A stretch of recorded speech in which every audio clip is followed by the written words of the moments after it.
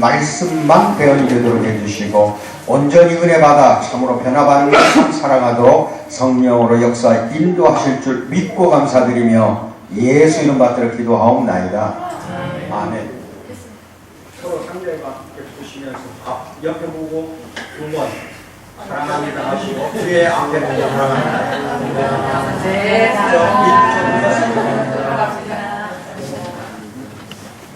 네, 참으로 반갑습니다. 오늘 이렇게 참 10월에 참으로 무르익어가는 날이네요. 그저께 굴에 지리산 속을 좀 다녀와 봤어요. 1박 2일로 갔는데 언제 한번 우리 그쪽 한번 봅시다. 너무 멋져요. 이 굴의 산동면이라고 지리산 한가운데 그냥 들어가 있는 그 마을인데 온천이 나와요. 그러다 보니까 막 혼돈이 뭐랬죠? 호텔? 리조트 엄청 많더라고요. 그게 너무 그렇게 참 공기 좋고 좀 익어가는 감을 보니까 산수 열매는 또 왜 이렇게 이뻐? 하나님의 그 자연의 창조 솜씨가 그 가니까 한껏 거기에서는 만끽하고 왔는데 25일은 또 우리가 또 이제 청교회관 쪽으로 갑니다. 근데 축소판으로 알고 가시면 돼요. 그래서 하나님의 참으로 영광이 여기저기서 묻어난다 하는 것을 우리 성도들이 잘 깨닫고 일생을 살 때 우리는 하나님의 영광을 위해서 살아야 됩니다. 아멘을 받으세요. 아멘. 나의 영광, 나 가족의 영광, 우리의 영광이 아니라 온전히 하나님의 영화롭게 하는 거, 하나님을 영화롭게 하고 영광을 드러내는 이 예배 자체가 또 그렇게 돼야 되고요. 스웨덴 키엘 케고르라고 해서 유명한 기독교 철학자고 신학자입니다. 근데 이분이 한 말이 있어요. 사람들은 설교자가 무대에 선 배우라고 생각해요. 교회에 나오신 여러분들이 설교자, 즉 내가 적었죠. 무대에 서 있는 배우라고 생각하니까 잘했니, 못했니, 설교가 좋니, 나쁘니 막 비난하고 칭찬도 하고 막 그럽니다. 그런데 그 잘못 생각한 거예요. 이게 나는 배우가 아닙니다. 그럼 누가 배우냐? 여러분들이 모르는 사실이 하나 있는데 이 무대에 있는 여러분 전체가 여러분이 배우예요. 내가 배우가 아닙니다. 여러분이 배우가 되는 거고 나는 설교자는 단지 여러분들이 가사를 잊어버리거나 대사를 잊어버렸을 때 아시겠어요? 생각나게 해주고 상기시켜주는 하나님의 심부름꾼입니다. 아시겠습니까? 네. 그러면은 관객은 누구냐? 관객이 하나님입니다. 관객이 하나님이에요. 이게 관객이 하나님이라는 거는 하나님이 보시기에 이 연극 무대가 제대로 됐는가 안 됐는가 그거를 기뻐받는 그 연극인가 아닌가를 결정하는 거는 나도 아니고 여러분입니다. 아시겠어요? 여러분이 배우라니까요. 그래서 여러분이 하나님께 기뻐하고 영광스럽게 하는 이 예배가 되기를 주님의 이름 축원드립니다. 관객은 하나님이에요. 항상 그것을 명심하세요. 그리고 무대에 서 있는 나는 배우가 아닙니다. 여러분들이 배우예요. 아시겠죠? 그렇게 아시고 항상 예배 시간에 설교를 좀 참으로 진정으로 드리는 예배가 되도록 도와주시기 바랍니다. 방금 이렇게 세상부가 참된 부라는 걸 가지고 여러분 앞에 섰는데 앞으로 하나님 안에서 우리가 부유롭게 살아야 되겠죠? 예. 세상에서 돈 벌어서 부자 될래요? 하나님 안에서 돈 벌어서 부자 될래요? 그건 더 잘하시네. 하나님 안에서 우리는 부유한 자가 돼야 됩니다. 아시겠어요? 그래서 이게 상당히 중요해요. 우리 현실하고 막 부딪히는 참으로 소중한 내용이기 때문에 기도 중에 한 3번이나 4번에 나누어서 계속 설교할 겁니다. 아시겠어요? 그래서 내가 하나님 안에서 어떻게 하면은 부유한 그 삶을 살아나갈 수 있을까? 이걸 배우는 겁니다. 오늘 그 첫 시간으로 알고 계시고 누가복음에서 못된 열매 맺는 좋은 나무가 없다고 했고 또 좋은 열매를 맺는 못된 나무가 없다. 이 나무를 자꾸 우리를 비유해서 성경 말씀에서 많이 나옵니다. 즉 여러분이나 내가 나무예요. 아시겠어요? 나무로 비유해서 나온 말씀들이 많다. 지금 이제 이 설교 들어가기 전에 너무나 참 안타까운 거는 세상에서 욕심껏 돈 벌어가지고 끝이 없이 엄청난 부호들이 많아요. 특히 미국에는. 그 중에서 이제 그 말년을 한번 보면은 대부분이 대부분이 말년은 비참하게 살다 죽었다는 것을 여러분 반드시 알아야 돼요. 그러면 이거를 꼭 미국으로만 비유하지 마시고 우리나라 대기업 총수들 한번 봅시다. 대기업 총수들 죽을 때 과연 행복하게 죽을 것인가? 왜 이런 이야기 하냐면 대부분이 대기업 총수들은 우리나라도 마찬가지 어느 나라 마찬가지인데 하나님을 믿지 않는 사람이 대부분입니다. 아시겠어요? 비참해요. 죽는 순간 보면은 그 중에 이제 최대 부호로서 여러분 많이 알고 있는 이미 죽은 사람이지만 하워드 휴즈라고 해서 미국의 아주 그냥 억만장자입니다. 휴즈. 이 사람이 약 20억 불이라면은 그 재산이라면은 2조 원가량 되는 돈이에요. 그런 돈을 가지고 있었으나 말년 10년 동안 즉 죽기 10년 동안은 가장 고독한 삶을 살았어요. 외부인도 일체 접촉을 끊고 살았고 그는 죽었을 때 슬퍼해 줄 사람이 주위에 아무도 없었다는 겁니다. 아내도 자녀도 없었고 그의 일생에 끝없는 여성 편력은 조강지처도 자녀도 없이 가장 외롭게 죽어가게 한 겁니다. 이게 남자가 돈 많으면 항상 이게 문제예요. 여자 문제가 붙어요. 그래가지고 결국은 부유한 자지만 영양실조로 죽었다고 그래요. 2조 원을 가진 사람이 굶어 죽었다 이겁니다.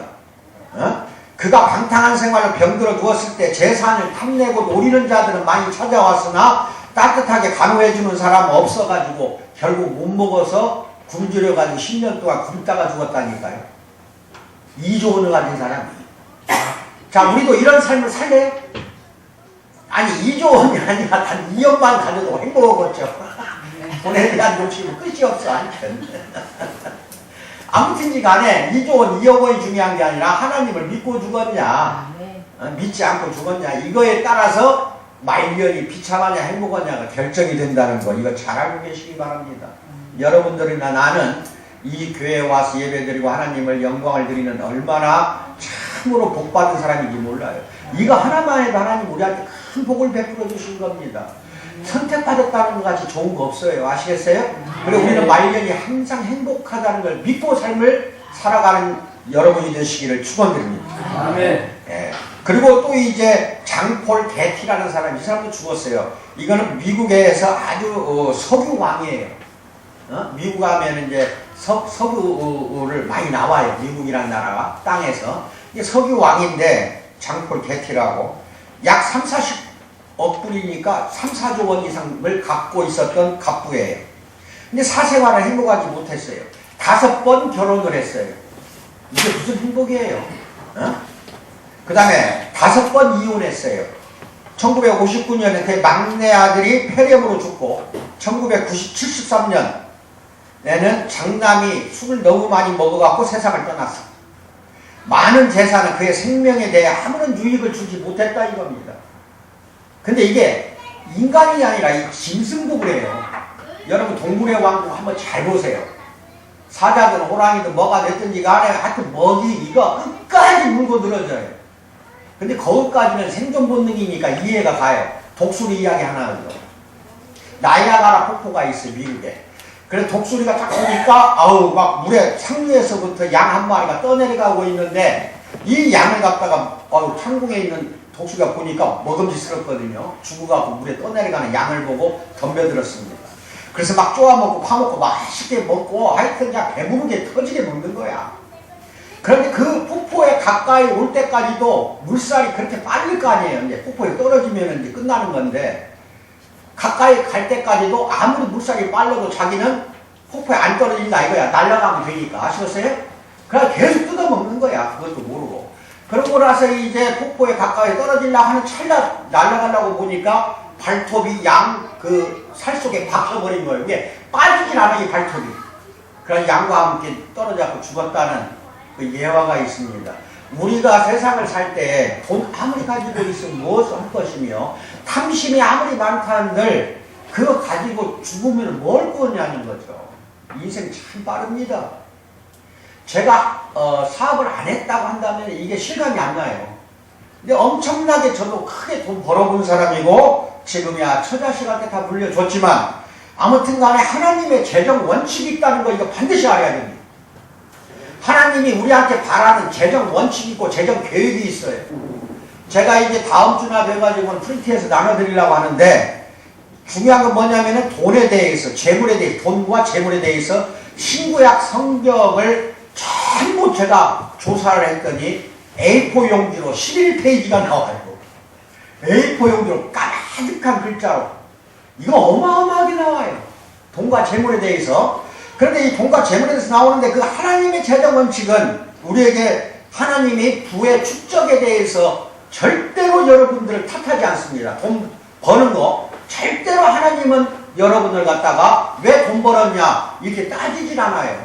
여러분 흔히 그러죠. 바울 돈은 일만하게 뿌리다.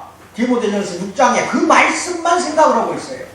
맞아요. 돈은 일만하게 뿌립니다. 하지만 돈을 일만하게 뿌리기 때문에 벌지 말으라고 한 적은 없어요. 이게 성경 해석을 잘못해가지고 기독교인들 보면은 그냥 사회 나가면은 어울리지도 못하고 그 사람들 속에서 항상 어깨가 처져 있어요. 내가 뒤에서 보면은 그 사람이 왜 어깨가 처졌는가 하고 봤더니 사실은 기독교인이 사회 나가면은 빛과 소금 이게 접촉해야만이 소금과 빛의 역할을 한다고 그랬지. 접촉을 해가지고 오히려 당당하게 크리스찬으로서 삶을 살아가야 되는데 사회 사람을 만나면 어깨가 쭉 처져 있어요. 목사는 목사들끼리 만나면 쭉 서로가 다 처져 있어요. 이번에 제주도에 우리 대학원 교수들 뭐 학교 교수들 다 나까지 합쳐서 놀러 갔어요. 놀러 간 게 아니라 심심히 놀러 갔는데 쭉 처져갖고 무슨 발표를 안 해. 내가 볼 때는 이거 아니거든 이게. 마찬가지입니다. 여러분도 왜 축 처졌는가? 하나님이 내 안에 있다고 하면 처질 이유가 없습니다. 아시겠어요? 용기와 희망과 소망을 다 부어줬는데 하나님이 왜 나가서 쳐져? 돈에 대한 컴플렉스가 있어요. 우리 크리스찬들. 그래서 사회에 나가면은 저 친구는 나보다 돈 많이 벌어. 또 저 친구는 나보다 돈이 많아. 그러니까 나는 돈이 없어. 야, 자기 자신을 초라하게 만든다니까요. 이게 바로 그 나무를 모아서 열매를 알 수 있다. 이 말을 명심하시기 바랍니다. 절대적으로 돈을 가지고 사회의 지위나 권력이나 뭐 또는 이제 행복을 가름하지 마세요. 이건 절대 하나님 뜻이 아니에요. 돈이 없어도 당당하세요. 왜? 백그라운드가 누구야, 여러분?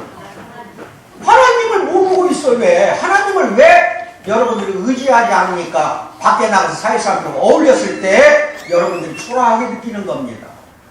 절대 그럴 필요 없습니다. 바울과 예수님의 만남을 한번 생각해 봅시다. 바울이 얼마만큼 이제 사울이었을 때예요. 그 유대인 크리스찬들, 유대인인데도 기독교로 전향한 사람들이 많았어요. 예수님 죽은 다음에. 그런 사람들 고발하려고 얼마만큼 잡아들였어요. 아주 악독한 짓은 다 저질렀어요. 이 바울이. 이 사울이 이제 원래 이름이야. 그래가지고는 이제 다마스쿠스, 오늘날 다마스쿠스, 성경에는 다마색이에요. 그 길을 가는 도중에 왜 그 길을 갔냐? 다마스쿠스, 다메섹에 기독교인들을 갖다 고발하려고, 대제사장한테 고발하려고. 고발하면 무조건 이건 처형이거든요. 그 중에 하나가 스테반이잖아요. 사도행전에 나오는 스테반 집사가 돌에 얻어맞아 죽었잖아요. 기독교 믿는다 해갖고 유대인들이 돌을 던져 죽었는데 그 자리에서 피 묻은 옷을 가지고 있었던 인간이 이 사울이었다니까요. 결국은 이 스테반을 죽인 사람의 한 사람이 이 바울이었다고 봐도 돼요. 그래가지고 이제 다메섹에 있는 기독교인을 잡아들이려고 고발장을 가지고 이제 막 가는데, 그래서 다메섹에 가는 도중에 길에 걸어가다가 갑자기 예수님을 만나더니 그냥 엎드러져 버렸습니다. 예수님이 하나님입니다. 또 성부, 성자, 성령 다 세 분 다 하나님이에요. 우리는 하나님 얼굴 보면 죽습니다. 지금도 마찬가지예요. 얼굴 보는 즉시 우리는 죽어요. 그 거룩함과 그분에서 빛이 나온 그 빛은 절대로 마주보고 대할 수 없다니까 여러분이나 나는. 그러니까 여기 나오잖아요. 바로 그냥 그 도상에서 쓰러졌을 때 눈 멀어버렸잖아요. 쳐다보지 못해 감히 음성만 귀로 듣는 거야.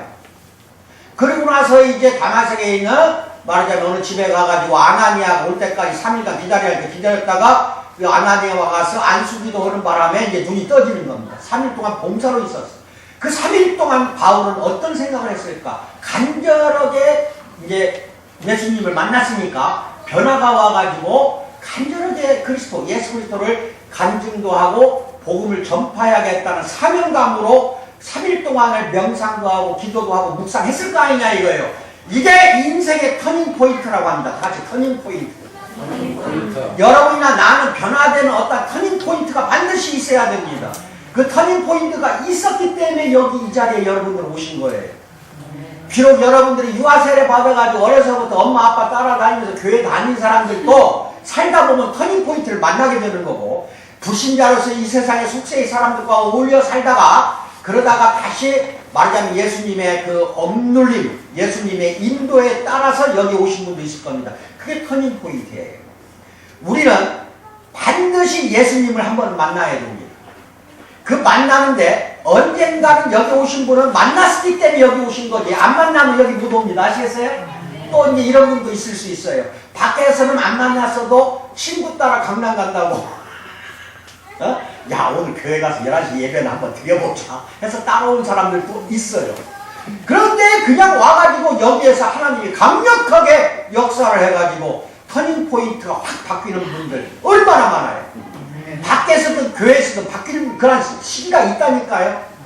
그럼 우리 영혼의 터닝포인트만 중요한 게 아니라 돈에 대한 터닝포인트도 필요하다는 겁니다. 반드시 필요해요. 그래서 우리가 이 돈에 대해서 잘 오늘 이 시간부터 정의를, 성경에서 내리는 정의를 깊이 있게 들어가면은 아주 하나님이 원하는 돈 버는 게 무엇인지를 확실히 알게 된다 이겁니다. 이렇게 해서 한 번은 우리가 언제든지 사회에 나가 사업하는 사람이든 장사를 했든 공무원이었든 간에 실패하는 시점이 있어요. 그게 터닝포인트가 될 수가 있다니까요. 실패가 바로 뭐냐? 승리의 씨앗이라고 생각해야 됩니다. 오늘 이 자리에 여러분이나 나는 실패해가지고 지금도 일어서지 못하고 있는 경우가 있을 수 있어요. 근데 그거를 좌절과 슬픔만 가지고 있어서는 안 된다. 왜 나에게 이렇게 비참하게 사업도 하는 대로 안 되게 만들고 돈도 못 벌게 하나님이 그런지 모르겠다? 이런 생각하기 전에 그것을 통해서 하나님이 여러분에게 무엇을 원하고 있는가를 깨닫는 이 시간이 되기를 바랍니다. 아멘. 승리의 씨앗을 심어주는 거예요. 그게 실패야.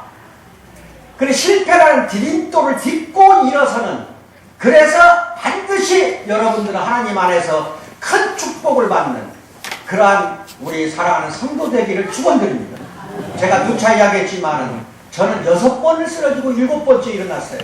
우리 집사람부터 거지 다 됐어요. 봉천동에 단칸방, 그것도 봉천동 고개 단칸방에 지하 딱 방 하나 있는 거, 그리 다 쫓겨나고 거기에서 자막 울며 불며 애들 키우고, 저 젊은 시절 엄청나게 고생했습니다. 6번 쓰러질 때마다 세멘트 바닥, 남의 사무실 세멘트 바닥에서 시무지 깔고 잔 사람이에요. 저 잘 들으셔야 됩니다. 그런데 저는 이렇게 언젠가 인생의 터닝포인트를 준다는 거 생각지 못하고 그저 돈 버는 데만 급급했다 이 말입니다. 그런데 하나님께서 인생 30년 사업 기간 동안 6번을 쓰러뜨리고 7번 일으켜 세워줄 때에는 엄청나게 저는 복을 받았어요. 왜? 실패할 때마다 승리의 씨앗을 심어줬다니까. 근데 그게 승리의 씨앗을 나한테 심어준 거를 몰랐어요. 이제까지 모르고 살았으니까 오늘은 여러분이 확실히 내가 알려드려야겠다. 이제 목사하면서 아는 겁니다. 인생은 이렇게 어리석어요. 그래서 잘 보면은 예수님은 아주 조그만해. 여러분 여기 보세요. 앞에 예수님은 조금만 생각해. 밖에 나가서 우리 크리스찬들을 말하는 거야. 근데 불신자는 아예 이것도 없어. 예수님 더하기 자기 사업 이것도 없지만 예수님을 믿는 사람들이 밖에 나가서 사업할 때 보면은 예수님은 꼭 코딱지만 해. 생각하는, 예수님 생각하는 게. 그리고 자기 사업을 막 이렇게 크게 생각을 해. 돈 버는데 그거 번다 이거야. 그런 크리스찬 많잖아. 그래가지고 내 인생에 이게 최대의 열망이 돼갖고 사는 사람들이 오늘날 우리 크리스찬 중에 얼마나 많은지 모릅니다. 성경이 돈에 대해서 무엇을 말하는가? 대부분이 뭐라고 합니까? 일반하게 뿌리라고 여러분들 대답할 겁니다. 그렇죠? 예. 그리고 또 예전에 성경 지식을 한번 말해보라 하고 이야기하면은 그리스도인은 돈을 사랑해서는 안 된다. 그리스도인은 관대하게 베풀어야 한다. 이러다 보니까 돈에 대해서 천시를 해버린다니까요. 그리스도인은 돈을 사랑해서는 안 된다. 맞아요. 돈을 사랑하면 큰일 납니다. 근데 사랑 빼보세요. 돈을 벌어야 한다. 이건 또 하나님이 지시하는 거예요. 일하라고 지시한 거예요. 에덴에서 쫓아낼 때 밖에 나가 살아나갈 때에는 일하면서 먹고 사는 그 모든 식량도 비축을 하고 부를 축적하고 누리라고 보낸 거예요. 그런데 돈을 사랑하면 안 된다. 이거는 맞는 말이고 진리이지만 돈을 벌지 말라는 뜻은 아니에요. 여기에 한정이 있다 이 말입니다. 그래서 우리 크리스찬들 보면은 비교적 돈 버는데 욕심이 별로 없어요. 왜 그런가 봤더니 돈 사랑하지 말라고 했잖아요. 돈 사랑하지 않으면 됐지. 하나님 사랑하지 누가 돈 사랑하라고 그랬어? 하나님 사랑하면 돈을 벌어야지. 뭐라고요? 이걸 생각을 못하는 거예요. 그러니까 전부가 다 여기서 놓치는 거예요. 그러니까 스스로 가난해지는 거예요. 영혼이 가난해지라는 겁니다. 내 정신과 의지와 모든 혼적인 거 내려놓고 내 영적인 것도 하나님 앞에서 완벽하게 없애버리고 예수의 영이 내 안에 들어오고 이렇게 했을 때는 큰 복을 베풀어주기 때문에 돈이 따라와요. 그 돈을 벌이라는 거지. 이 돈을 사랑하면 안 된다니까 안 벌어야 되겠다. 기왕이면은 이거 저 사람이 나 속여도 그냥 속아서 넘어가야겠다. 이렇게 살려요? 이거 아니에요. 성경 말씀은 진정한 부를 축적하는 터닝포인트가 반드시 여러분 앞에 한 번 올 겁니다. 그 터닝포인트에서 바로 변화가 와야 돼요. 그래서 하나님의 재정 원칙이 여기에서 반드시 여러분들에게 필요하다.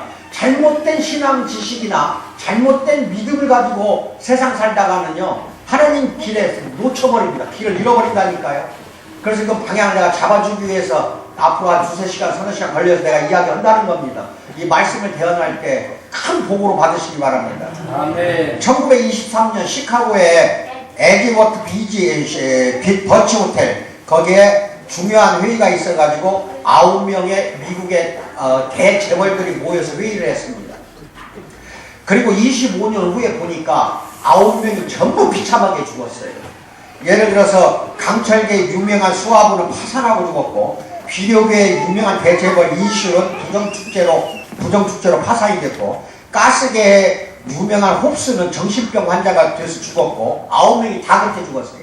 소매계 밀보리 추수하는 거 유명한 고트는 파산해서 출국해버렸고 증권계의 휘트니는 형무소에서 복역을 하게 됐고 정치계의 휠은 허무한 생애를 비관하고 마지막을 지냈고 은행계의 프레즈는 자살해버렸고 금융계의 리비보도 말단 자살했고 대기업가의 크루기는 자살했고 이거 뭐야 도대체가 9명이 다 그렇게 죽었어요. 이게 세상에서 하나님을 떠나고 아무리 큰 돈을 축적하고 몇 조 원을 가지고 있다 한들 하나님이 없는 삶은 반드시 비참하게 죽습니다. 오늘날 우리 대기업 총수 누구라고 내가 이야기 안 할게요. 대부분이 예수님 안 믿어요. 하나님 안 믿어요. 근데 비참한 말로를 겪지 않는다는 보장을 누가 하겠냐는 겁니다. 하나님을 믿지 않고 돈 벌어가지고 그거 어떻게 하다가 죽겠다는 거예요. 도대체가 여러분들은 잘 알고 계셔야 됩니다. 오늘날 또 이거 말고도 또 이런 일이 있어요. 미국에서는 레나 민디 로젠탈이라는 여자가 있습니다. 로젠탈이라는 것만 기억하세요. 아버지 부모가 폴란드 사람들인데 미국으로 이민해 갖고 와서 살면서 거기서 학교를 다녔어요. 로젠탈이 고등학교만 졸업했습니다. 그래가지고 결국 여기저기 막 직장 옮겨 다니다가 나중에는 결국 부동산 중개인이 됩니다. 이 여자가. 그러니까 1970년 이때 부자가 돼요. 그래서 세 번째 남편, 햄슬리라는 남편을 세 번째 남편을 맞아들이는데 이 햄슬리 남편하고는 이제 세 번째 남편이야. 그런데 이 부동산 투자 전문가로서 백만장자예요.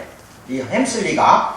그래서 33년 살았던 자기 조강지처를 다 버려버리고 이혼하고 나서 1972년 4월 7일 날 이 로젠탈하고 둘 다 이제 이혼하고 남편과 이렇게 이혼하고 부인과 이혼하고 이제 결혼을 합니다. 수천억 대의 자산가입니다. 둘 다 파크 애비뉴 230번가 여가 뭐 있냐면 엠파이어 스테이트 빌딩이 있어요. 그 당시 1931년에 최고층 건물이에요. 네? 그게 102층입니다. 지금도 뉴욕에 가면 여기 명물에 탑 저 위에까지 올라가는데 그 탑까지 한다면 440m 돼요. 얼마만큼 높아요. 그런데 이번에 9.11 사태 때 쌍둥이 빌딩 두 개가 폭파돼서 무너졌잖아요. 그 쌍둥이 빌딩이 더 높았어요, 사실은. 근데 1930년대에는 이 빌딩이 제일 높은 빌딩이었다니까. 근데 이번에 9.11 사태 때 쌍둥이 빌딩이 뉴욕센터가 무너지면서 또 최고의 빌딩이 된 거야. 근데 지금 이제 동남아 쪽까지 해갖고 이것보다 더 높은 빌딩들이 많아요. 지금은. 아무튼 이 빌딩과 파크레인 호텔 이 두 빌딩을 소유한 재벌가라니까요. 엠파이어 스테이트 빌딩을. 그렇게 해갖고 얼마나 큰 부자예요. 그래가지고는 1997년에 이제 햄슬리라는 남편도 이제 사망하게 되고, 그 다음에 50억 달러 이상의 말하자면 합작 부동산의 이제 단독 소유자가 됩니다. 이 로젠탈이라는 여자가. 그럼 우리나라 돈은 5조 원을 갖고 있는 거예요. 개인 돈을. 그래서 과연 이게 이 로젠탈이 이러한 자기가 부를 축적하겠다는 목표를 달성한 것일까? 이제 남편도 죽었으니까 모든 유산은 자기 거잖아요.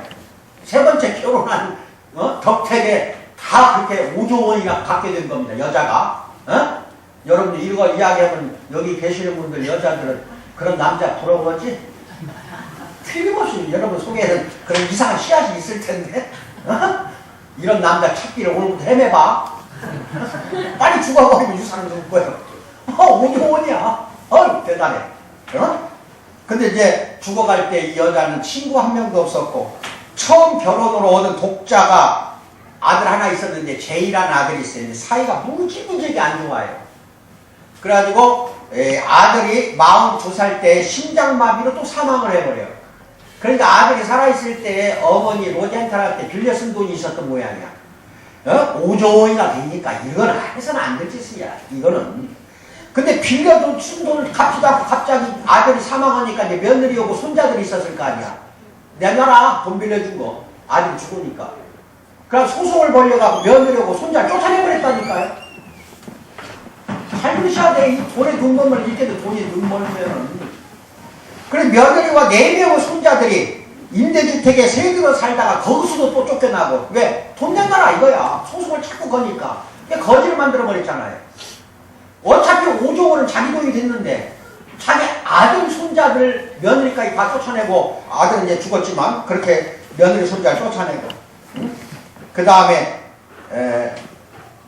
이제 이 로젠탈이 떠나기 전에 애완견은 하나만 있었어요. 친구도 한 명도 없었고 주위에. 그래서 애완견한테 1200만 달러를 갖다 유산으로 물려줬어요. 그 똥개한테 1200만 달러, 우리 돈으로 120억 원이. 120억 원을 우리 돈으로 물려줬다니까, 유산으로. 그리고 다 죽고 난 다음에 그 애완견 자선센터라는 데 있는 모양이에요, 미국은. 거기다가 5조 원을 다 기부하고 죽어버렸어요. 과연 이 로젠탈은 진정한 부자였을까요? 참된 부자였을까요? 여러분 한번 생각해보자니까. 참된 부자 맞아? 응? 왜 대답을 못해? 세상 부자는 참된 부자가 아니야. 하나님 안에서 부자가 참된 부자입니다. 아멘. 그 돈을 쓸 데가 없다고. 글쎄 개 뭐라고 내가 이야기 안 해야 되겠네. 개한테 주냐?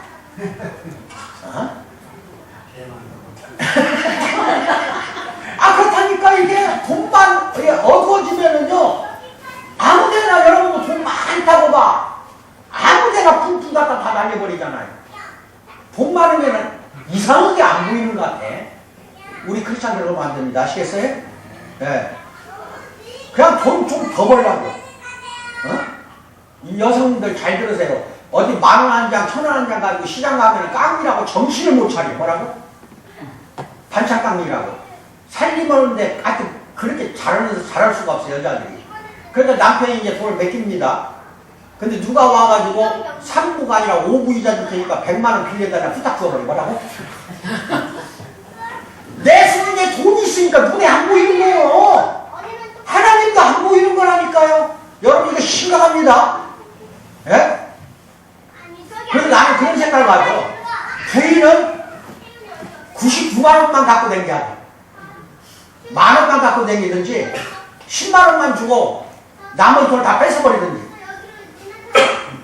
그런데 이제 나머지 돈을 다 뺏으면 남편이 이제 경제권을 가질 거 아니야. 근데 이 녀석은 말할 거 없어. 가서 술 다 처먹어버려. 뭐라고? 이제 그냥 남편 부인이 쌩쌩이야. 이게 세상에 돈 가진 사람들의 시작이라니까요.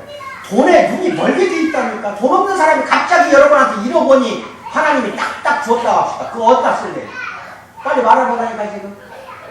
말 대답 하나도 못하잖아. 찔리지? 찔려야 돼.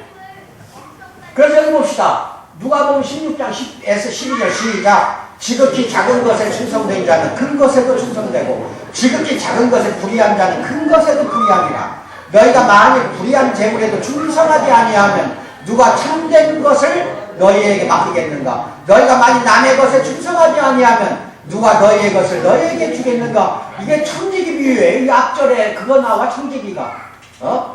청지기가 주인이 쫓아내려고 하니까 나가서 나중에 이제 훗날 주인이 쫓아내는 거 알았어. 청지기가 그 주인의 집을 창고를 관리하는 주인이 재산을 관리하는 청지기예요. 불의한 청지기라고 하는데, 그래서 이제 결국 이 청지기가 이제 말하자면 쫓겨날 거 알고 그동안에 이제 외상비 준 거 장부가 있을 거 아니야. 여러 명 있을 거 아니야. 부자였으니까 주인이. 다 불러들여가지고 쌀이 100말 같으면 80말만 더 줘. 너 저 당장 갖고 20말은 내가 깎아줄게. 주인 몰래. 선행을 베풀어. 근데 주인 몰래 이건 자기가 볼 때에는 뭐예요? 선행이야. 어떻게 보면 돈 빨리 받아내려고. 그러면 그 사람들 입장에서는 깎아주니까 이 청지기가 그만두면 이제 데려다가 먹여줘 간다. 데려다가 내가 돈도 줘야 되겠다. 이렇게 생각할 거야, 안 할 거야? 이게 지혜롭다는 겁니다.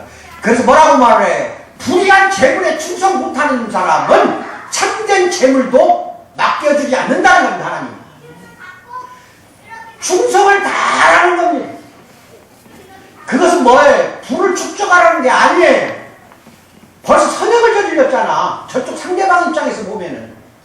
큰 충성을 한 거예요. 하나님 앞에서 볼 때에는. 그래서 주인도 그걸 칭찬으로 하잖아요. 그래서 여러분 잘 알고 계셔야 됩니다. 아무리 작은 것도 소홀히 하지 말고 불의한 재물을 얻었다 하더라도 거기에 충성하세요. 아시겠어요? 어떠한 재물이든지 간에 그 재물은 하나님이 여러분한테 준 것이기 때문에 여러분은 어떻게 그것을 사용해야 될 것인가 하나님의 재정 원칙만 바르게 알고 있으면 됩니다. 그게 나중에 다 배우게 되니까 시리즈로 아시겠어요? 그때 가서 다 공개가 되니까 일단 여기까지만 알고 계세요. 아무튼 간에 참된 재물도 있다는 겁니다.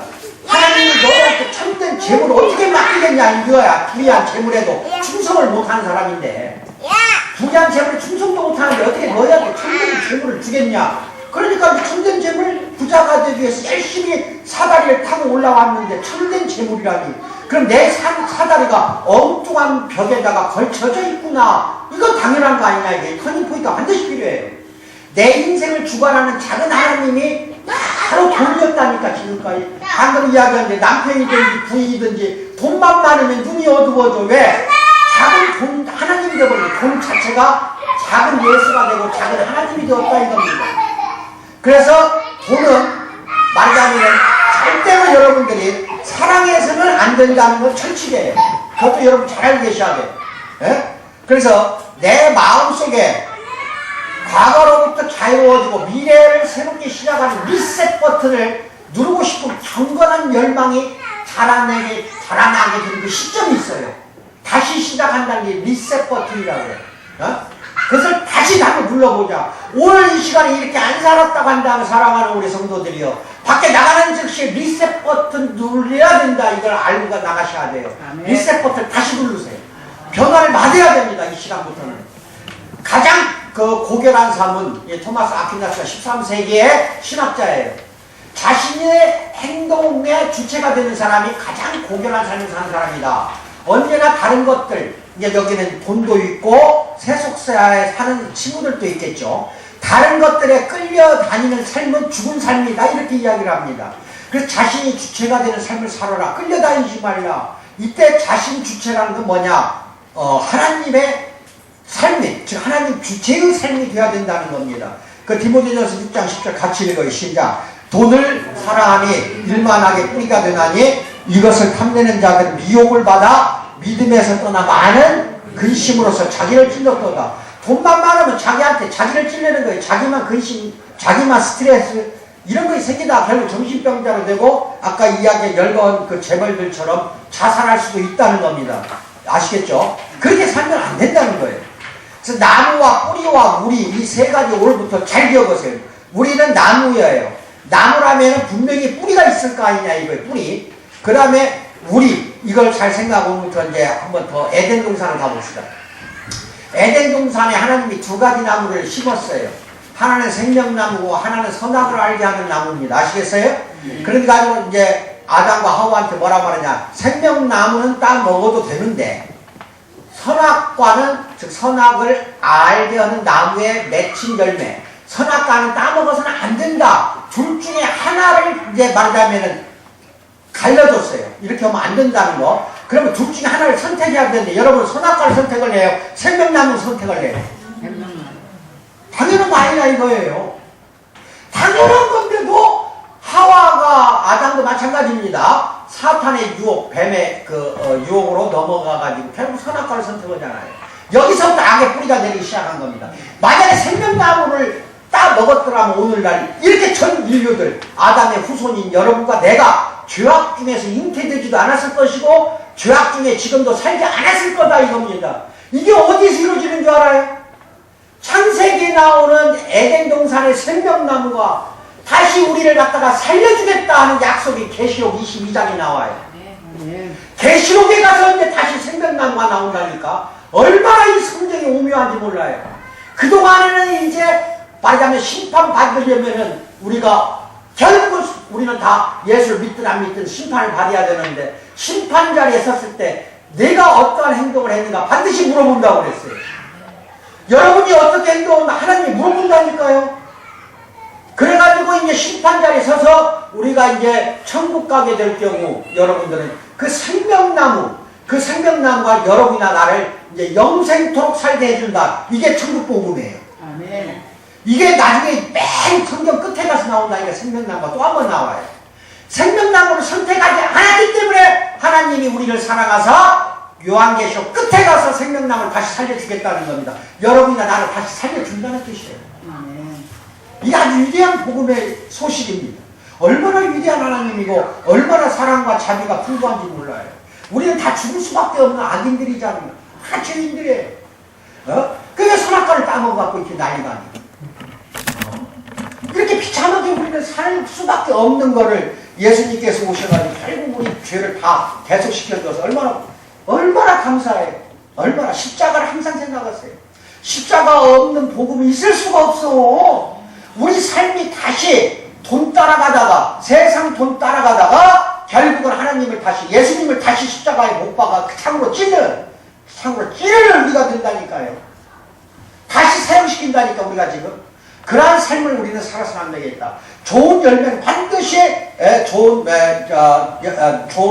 못된 열매는 좋은 나무가 없고 좋은 열매 맺는 나무가 또 못된 나무가 없다. 그래서 사람은 그 선에서 선을 내고 마음에 있는 그 악한 것에서 악이 쌓여난다. 즉 마음에 가득한 것이 입으로 나온다고 하나님은 누가복음에서 말씀하고 계십니다. 그래서 인생의 출발은 두 가지입니다. 여러분이나 나나 자아로부터 출발했는가 예수 그리스도로부터 출발했는가 이거를 잘 명심하고 이 시간에 각성하세요. 자아로부터 출발하면 이기적이고 자기중심적이고 교만으로 넘어가게 되고 교만은 또 사망에 넘어져 앞자리가 되기 때문에 결국은 멸망으로 갑니다. 근데 돈 자체가 자아로부터 출발한 사람이 세상 부를 누리고 사는 사람이고 우리는 예수 그리스도부터 출발했기 때문에 항상 우리는 남에게 베풀면서 항상 하나님과 예수님 말씀에 순종하고 충성하면서 우리는 살다 보면은 하나님이 우리에게 더 불을 엄청나게 줍니다. 자, 내가 이거 하나 이제 이야기를 물어볼 테니까 대답해 보세요. 제이실 라일이라는 목사, 최근에 얼마 안 됐어요. 라일이라는 목사가 이런 말을 합니다. 돈을 갖지 않고 돈을 사랑하는 것은 가능하다. 다시 한번 잘 들어봐. 돈을 갖지 않고 돈을 사랑하는 것은 가능하다. 맞아요. 나한테 돈이 한 푼도 없어. 나한테 돈이 한 푼도 없는데 없으니까 돈을 사랑하는 것은 가능해요. 그런데 돈을 사랑하지도 않고 잘 봐요. 돈을 사랑하지 않고 돈을 갖는 것도 가능해요. 뭐라고요?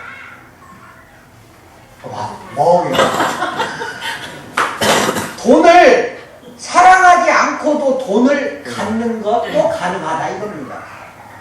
돈을 사랑하지 않고 돈을 갖는 사랑하는 우리 크리스찬 되시기를 주님의 이름으로 축원드립니다. 아멘. 돈을 사랑하는 것은 벌써 하나님보다 돈을 사랑했기 때문에 우상숭배예요. 하나님을 모욕하고 하나님의 영광을 멸시하는 겁니다. 그것은 절대로 안 돼. 돈을 사랑하면 절대로 안 돼. 다만 돈을 사랑하지 않으면서도 우리는 돈을 벌 수 있다는 겁니다. 이게 하나님의 재정 원칙이에요. 아멘. 그러니까 내가 하나만 선택을 하고 다시 한번 이야기해. 돈을 갖지 않고 돈을 할래요. 이게 하나야. 1번. 돈을 아무것도 그냥 거지 되는 거야. 내가 돈을 갖지 않고 돈을 사랑할래요. 돈을 사랑하지 않고 돈을 가질래. 사랑하지 않고 돈을 가지네. 이제 정확히 알아. 돈을 사랑하지 않고 돈을 갖는 사랑하는 우리 성도 되기를 축원드립니다. 어렸을 때요. 제가 고등학교 때 저희는 엄청 잘 살았어요. 전주에서. 하여튼 전주 최고의 갑부였다는 거 알고 계세요. 제가 또 이제 늦자식의 장남이 아버지가 40살 넘어서 나를 낳았어요. 그러니까 동생만 제가 밑으로 둘 있는데 하루는 이제 고등학교 때 여름방학에 아버지가 이제 전주에 큰 공장을 했어요. 그래서 얼마나 잘 살았겠어요. 땅도 많고. 그리고 거기서 한 10리길 떨어진 그 외곽에 논도 있었고 산도 많았어요. 그래서 이제 산에 가서 말하자면은 이제 벌초로 가자. 그래서 아니 벌초가 아니라 그것도 산에다가도 뭐 밭도 이루고 그랬으니까 여름방학 때 나를 이렇게 자전거 태우고 가는 거야. 거기까지. 뭐 나라면 따라다니니까. 그러니까 이제 가서 보니까 이제 나무를 막 베어냈는데 여러 그루를 일부러 베어냈는데 그거를 밭으로 일구려니까 이 나무 밑둥을 이거 캐내라는 거예요. 날더러. 뭐 이거 아무것도 아니야. 내가 할게요. 하고 그냥 삽질을 하고 곡괭이로 파내고 하루 종일 씨름하는데 이놈의 나무가 뿌리째 나올 생각을 안 한다니까. 밑둥이 밑둥만 있어. 잘라져 갖고 밑둥이 있으니까 금방 나올 줄 알았거든. 이게 뿌리가 여러 군데로 뻗어내려가고 거기에 또 이제 잔뿌리까지도 설키 너무 많이 잔뿌리가 있어. 그래가지고 한 10시쯤 했는데 오후 4시라서 내가 그걸 꺼냈어요. 뭐 얼마나 손에 물집이 이렇게 잡혔는지 몰라요. 그걸 꺼냈어. 끙끙 앓으면서. 이게 몇 시간이라고 해서 한 6시간을 삽질 꽃게이질을 했다니까. 여러분 영혼 속에 지금 이런 잔뿌리까지 뿌리가 팍 벽에 있다고 믿으면 돼요. 지금. 그럼 어떻게 빼낼래요? 돈에 대한 욕심으로 꽉 차 있는 거예요. 어떻게 그걸 다 빼낼까? 6시간 걸려도 밑둥도 안 나오는데 뿌리가 잘 안 나오는데 여러분 영혼 속에 마음속에 박혀있는 돈에 대한 사고방식이 오늘부터 싹 바뀌어야 됩니다. 바뀌면 빠져나가요. 첫째 못된 나무는 한번 보세요. 자로부터 출발합니다. 나 중심의 나무라고 할게요. 이거를. 그리고 중심이 예수 그리스도가 없는 자연적인 상태고 재물이 자기 것이라고 믿는 자들이에요. 여러분이 하나님 주신 돈과 재물이 자기 것이래. 자기 소유래. 이것이 못된 나무라고 합시다. 지금부터 못된 나무야 이게. 두 번째 좋은 나무는 뭐냐? 예수 그리스도로부터 출발하고 그분 중심의 나무가 되어야 돼. 여러분이나 나는. 그리고 중심에 예수 그리스도가 있는 상태를 말하고 우리는 단지 하나님이 돈과 재물을 주었을 때 관리하고 맡아서 청지기 역할하고 그렇게 준 거를 믿는 자들이 좋은 나무입니다. 좋은 나무에서 못된 열매 맺을 수 있을까요? 대답해 보시라니까. 못된 나무에서 좋은 열매 나올 수 있을까요? 뿌리가 썩어 있는데 뿌리가 못된 나무 만들고 그 뿌리가 한편으로 좋은 나무를 만드는 거고 뿌리가 나 중심의 나무를 만들기도 하고 여러분 속에 있는 그 뿌리가 그분 중심의 나무를 만들 수도 있다 이 말입니다. 문제는 뿌리예요. 나무를 살리고 죽이고 열매를 맺고 꽃을 피게 하는 건 다 이 뿌리라는 겁니다. 여러분이나 나는 하나님이 보낸 천직이지 여러분한테 소유를 맡긴 거 아니라니까요. 관리하라고 이 자연계와 돈을 맡긴 거야 우리한테. 관리하라고. 우리는 천직일 뿐이에요. 죽으면 금방 알잖아. 거기 한번 죽지도 않았으니 알게 뭘 알아. 죽어봐 앞으로. 그 돈 어디로 갈까? 어떤 그 미친 여자처럼 걔한테 주고 갈까? 그 많은 돈 어디로 가? 자, 나 중심 나무와 그분 중심 나무가 어떻게 다른지 한번 비교해 봅시다. 이거는 제가 어느 책에 있는 거를 여러분에게 보여드리는 거예요. 한번 봅시다. 이게 자연적인 나무입니다. 자연적인 나무, 이게 나 중심의 나무예요. 이건 그분 중심이라면 그분 하나님이야. 하나님 중심 나무 또 이렇게 되는 거예요. 밑에 뿌리를 먼저 봅시다. 자연적으로 나 중심 나무로 사는 사람들은 행위 자체가 자기를 사랑하고 행위 자체가 쾌락을 사랑하고 돈을 사랑합니다. 그 말씀 페이퍼를 보셔야 돼. 여기 잘 안 보일 거예요. 그래가지고 세상을 사랑하는 사람들이 나 중심 나무의 사람들이야. 이렇게 살 때 돈 사랑, 쾌락 사랑, 자기를 사랑할 때, 세상을 사랑할 때 이런 것들이 나온다니까. 열매를 맺는 게 이런 것들, 이 많은 것들이 나와. 한번 여기 보이면 여기를 읽고 그러면 같이 읽어요. 말씀 페이퍼. 남의 눈을 의식함. 같이 따라서 시작. 스트레스, 물질 만능주의, 뭐예요? 화산, 부자, 정체성 상실, 교만, 이혼, 무절제, 우월감, 불평분만, 시기 질투, 무분별, 과소비, 아첨, 뭐예요? 타락, 부패, 분노, 원망, 완고함, 쌍스러운 언어, 뇌물, 탐욕, 이거 뭐예요? 사기, 도둑질, 살인, 두려움, 어리석음, 경솔함, 나태, 대인 기피, 무정함, 중독, 악의, 이기심, 감사하지 않음, 세상을 사랑함, 부도덕, 욕심, 허세, 위선, 사람을 두려워함, 용서하지 않고, 사행심, 기회주의, 거짓말. 사행심이 그 고스톱 치는 것도 사행심을 칠리 안 칠라? 왜 웃어? 찔렸지? 이거 나오잖아, 사행심. 이거는 뭐예요, 이거는? 뿌리가 잘못되어 있다는 거예요, 뿌리가. 여러분이 가지고 있는 뿌리가 잘못되니까 이런 열매를 맺는다니까? 이런 행위를 하는 거고, 그 뿌리가 어떤 것이 잘못됐어? 돈 사랑하고, 자기 사랑하고, 쾌락을 사랑하니까 이렇게 되는 겁니다. 아멘을 받으세요. 아멘. 이렇게 살래요? 이것만 봐도 불신자도 이렇게 살기 싫어할걸? 하물며 예수 믿고 하나님 믿는 우리들이 이렇게 생활한다면 안 되겠죠. 불신자들도 이건 싫어한다니까. 예? 그러면은 이것이 이렇게 변화가 와야 되는데, 그분 중심 나무는 뭐예요? 자, 좋은 나무가 좋은 열매를 맺는 거야. 그럼 좋은 나무가 되려면 뿌리가 좋은 뿌리로 영혼 속에 박혀 있어야 돼요. 여러분 마음 속에 박혀 있어야 돼요.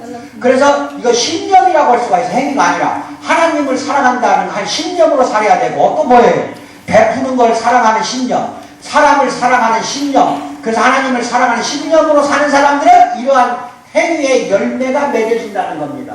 같이 읽어요. 처음에 시작. 사랑, 친절, 온유, 인내, 평강, 감사, 선행, 존중, 성실, 용기, 진실함, 희망, 순종, 분별력, 진리를 사랑함, 약자를 섬김, 기쁨, 충성, 정직, 용서, 뭐죠? 이해, 포용, 경건, 하나님의 능력 안에서 강건함, 의로움, 순수한 동기, 도덕성, 겸손, 공정함, 화평케함, 세상을 이게 왜 안 읽어? 나 혼자 이게 원몇이 오는 거야 지금? 통찰력, 지혜, 근면, 올라 빨리 읽어. 풍성한 믿음, 성령 충만함, 뭐야? 관대함, 배품, 신용, 아이들을 사랑함, 품위, 고결, 하나님을 사랑함. 어느 쪽으로 갈래요? 왼쪽이에요? 오른쪽이에요? 오른쪽이에요. 또는 반반 섞을래? 반반 섞어? 아니 오늘은 이렇게 살다가 내일은 저렇게 살고, 모레는 이렇게 살고 저렇게 살고, 이렇게 하려 이건 하나님을 모욕하는 거야. 하나님을 존경하지 않고 모시지 않는 사람들은 그렇게 생활할 수 있어. 하나, 여러분이나 나는 나 중심 나무가 될래요? 그분 중심 나무가 될래요? 그분 중심 나무가 되려면 뿌리가 바뀌지 않으면 안 된다는 겁니다. 이게 터닝 포인트고, 여러분이 이 순간에 뿌리가 바뀌기를 작정한 사람, 이 자리에서 작정한 사람은 지금부터 리셋 버튼을 누르세요. 뭔 버튼? 리셋 버튼. 번역도 몰라. 나는 그게 무슨 뜻인지. 다시 시작. 인생을 새 출발하자니까. 알아, 고수도. 새 출발합시다. 아멘 해야지. 아멘. 아멘. 새 출발 안 하면 또 이제 귀 놓치는 거야. 귀 놓치고 또 후회하고 회개한다고 하는데, 그 눈물이 진정성이 없으면 안 된다. 진정성이 없는 눈물을 하나님이 받아줄 수 있겠냐는 겁니다. 아멘을 받으세요. 아멘. 여러분이나 나나 다 똑같기 때문에 이걸 공개하는 거예요. 시편 24편 1절 같이 읽어. 시작. 땅과 거기에 충만한 것과 세계와 그 가운데에 사는 자들은 다 누구의 것이에요? 돈도 재물도 누구의 것이에요? 나 중심 나무 경우와 그분 중심 나무의 경우 모든 열매들은 뿌리로부터 올라온다. 그래서 이런 모든 것들이 잔뿌리에서 올라옵니다. 여러분 저 중고등학교 생물 시간이라고 하나? 우리 어렸을 때 그걸 배웠는데 기억나는데 나무 뿌리가 굵은 뿌리가 있고 잔뿌리가 있죠. 근데 울창하게 막 삼나무 같은 것은 이제 100년 이상으로 산다고 하니까 1000년도 살아요. 뭐 높이가 100m 이상 되는 것도 있고. 그럼 그 뿌리가 얼마나 말하자면 깊이 들어가겠어. 물론 깊이 들어가는 것도 있지만은 굵은 뿌리와 잔뿌리 중에서 양분을 흡수하는 것은 굵은 뿌리일까요? 잔뿌리일까요? 아, 그거 아시네. 잔뿌리가 빨아들인 양분이 굵은 뿌리로 모여들어요. 그래서 굵은 뿌리를 타고 나무 기둥을 따라서 쭉 올라가. 수관이라고 나무 수관을 타고 쭉 올라가서 그 다음에 이파리로 그 양분이 가고 꽃으로 가고 열매를 맺게 하는 겁니다. 아시겠어요? 결국은 열매 맺게 하는 거는 굵은 뿌리예요? 잔뿌리예요? 잔뿌리. 이러면 잔뿌리부터 빨리 캐야 돼요. 이게 묘한 게 그렇게 큰 삼나무도요 굵은 뿌리로 묶어져 있는 거 아니에요. 옆에 있는 삼나무끼리 잔뿌리로 연결되어 있어. 잔뿌리로 서로가. 이게 잔뿌리가 무지하게 중요한 것이 지진이 일어났을 때 쓰러지지 않는다니까. 서로 얽혀있어. 서로 얽혀있어. 그럼 여러분끼리도 어떻게 돼 있어? 우리 사랑하는 형제자매들은 우리 공동체에 속해 있는 성도들이기 때문에 형제자매라고 봐야 돼요. 그럼 서로가 얽혀있는 거야. 얽히설키 얽혀있는데 이 잔뿌리가 나 중심의 잔뿌리가 되어야 될까? 하나님 중심의 잔뿌리가 되어야 될까? 하나님 중심의 잔뿌리가 된다면 그 영양분을 다 빨아들이고 서로가 나눠준다니까요. 서로가 쓰러지지 못하게 견지를 해주어 지진이나 판당은 안 쓰러져요. 네. 대나무 안 쓰러져. 네. 이걸 아멘을 받으셔야 돼. 아멘. 우리 공동체 교회는요 형제 간에 정말로 사랑을 보여줘야 돼. 아멘. 그것이 교회 안에서 이루어져야 돼. 교회 안에서 형제자매가 사랑하는 모습이 안 나타나면 밖에서도 안 나타납니다. 아멘을 받으세요. 아멘. 꼭 여러분부터가 서로 사랑하세요. 그래야 나가서 이웃사랑이 되는 겁니다. 아멘을 받으세요. 아멘. 그래 이러한 잔뿌리가 굉장히 중요하다. 그래서 요약을 하면 오늘 시간에 같이 1번을 읽어요. 시작. 세상은 불을 얻는 것에 대한 명확한 방식을 갖고 있다. 그러나 하나님 그분만의 방식으로 진정한 불을 얻도록 하신다. 하나님의 재정 원칙이 따로 있다는 겁니다. 성경은 우리를 나무에 비유한다. 돈을 사랑함이 일만하게 뿌리다는 것이 오늘 설교의 요약이라고 한다면은 지금부터 이 묵상을 합시다. 1번 이걸 가지고 가세요. 말씀 뵙고 그리고 1번에서부터 그 뒤에 나오죠. 쭉 나와 7번, 8번, 9번, 10번까지 이거를 가지고 가서 그 하라는 대로 거기다가 답을 달아놓으세요. 아시겠어요? 1번 읽어요. 시작. 디모데전서 6장 10절 읽어라. 하나님이 이 말씀에 대한 새로운 이해와 깊이 있는 통찰력을 주기를 원하라. 이거 뭐예요? 돈이 일만하게 뿌리라는 그 성경 구절이야. 누가복음 6장 43, 45절을 읽고 당신의 마음에 쌓은 것의 중요성에 대해서 생각해봐라. 3. 당신은 돈의 지배를 받고 있는가? 같이 읽어야 할 텐데. 아니면 하나님의 지배를 받고 있는가? 4. 당신이 돈의 포로가 되어 살고 있다면 당신이 해야 할 일은 무엇인가? 나의 실패 안에 승리의 씨앗이 이미 심겨져 있었다는 말은 무엇인가? 6. 당신이 생각하는 그에 대한 완벽한 포트폴리오. 포트폴리오는 돈 벌기 위해서 주식시장에서 주식을 나누어 분산시키는 게 포트폴리오야. 그렇다고 내가 주식하란 말 안 했어. 그 다음 7. 시작. 성경이야말로 돈 문제에 대한 진정한 안내자로 믿고 있다. 당신이 이 말에 동의하는가 동의하지 않는가? 그 이유는 무엇인가? 8. 나무의 뿌리는 열매의 질에 어떤 영향을 주는가? 9. 당신이 정말로 사랑하는 것은 무엇인가? 당신은 그것의 지배를 받고 있는가? 그것에 대해 설명해보라. 10. 진정한 불을 얻기 위해 내 인생의 재정 원칙을 적어보라. 이게 숙제야. 숙제예요. 가지고 가세요. 예? 예. 그래서 숙제로 알고 제출할 필요는 없어요. 근데 말씀 페이퍼 잘 적어서 항상 책상 위에다 올려놓고 늘 읽어보세요.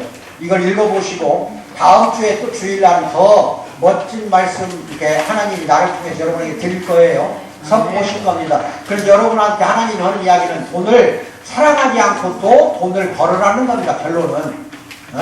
그래서 돈을 못 벌게 하는 게 아니야. 하나님은.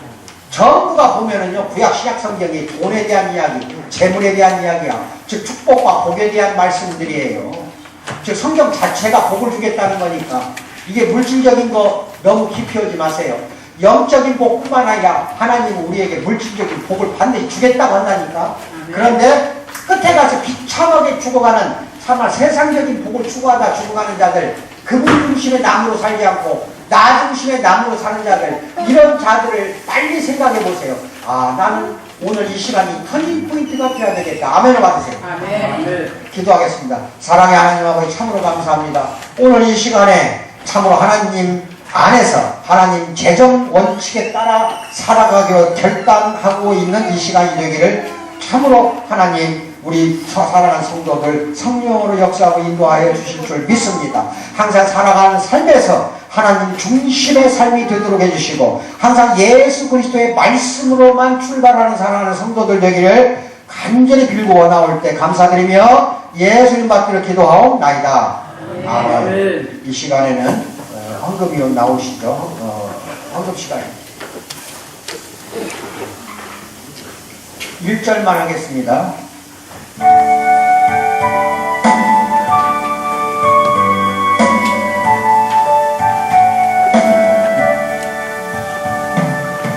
내게 있는 모든 것을 아낌없이